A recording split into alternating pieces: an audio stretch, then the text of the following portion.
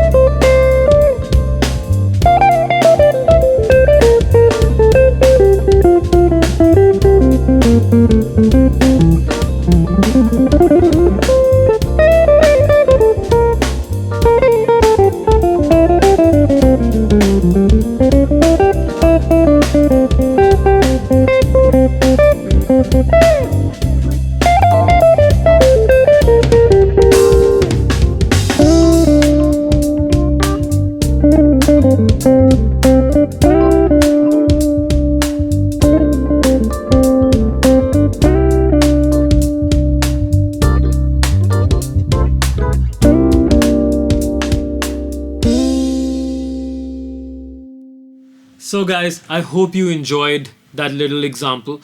Obviously, I was playing a few more things than the dominant. There was a lot of chromaticism and other ideas that were happening within this example. But predominantly, the sound was dominant. Okay, so what is dominant? Dominant is nothing but a major scale. In a major scale, when we have a major scale, let's say we talk about a school key, which is C. I always say that C is like a school key. Okay, so if we talk about C major, and C major has C, D, E, F, G, A, B, and C, and these are all natural notes. Okay, and if you take the seventh note, okay, which happens to be B in the case of C scale, and we flatten that. Okay, when we flatten the seventh, it becomes a dominant. Okay, so I can show you a little quickly. Okay, so let's have a look. So this is, so it has the B natural right there, you can hear that, and when I flatten that and take it to B flat, then I get C, D, E, F, G, A, B flat, C, and the chord I get from it, well, that's a cool chord, that's a hip chord. Alright, so here's a major seventh, and here's the dominant. So a lot of extensions you can use and build different kind of things. So it's a really hip sound in music, and obviously dominant has many different shapes and kinds.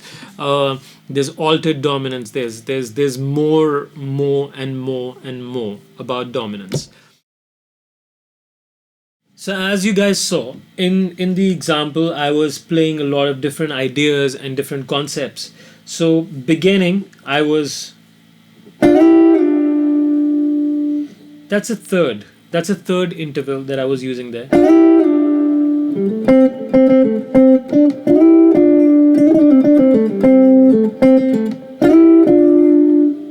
So I'm just stacking up thirds right there and using them, and also I'm virtually using the dominant scale a lot, and the arpeggios that come from it. For example,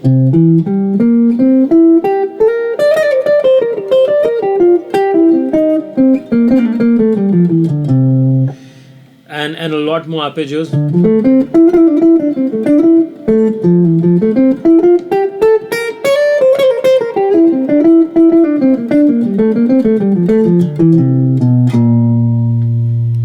And a little bit of chromaticism.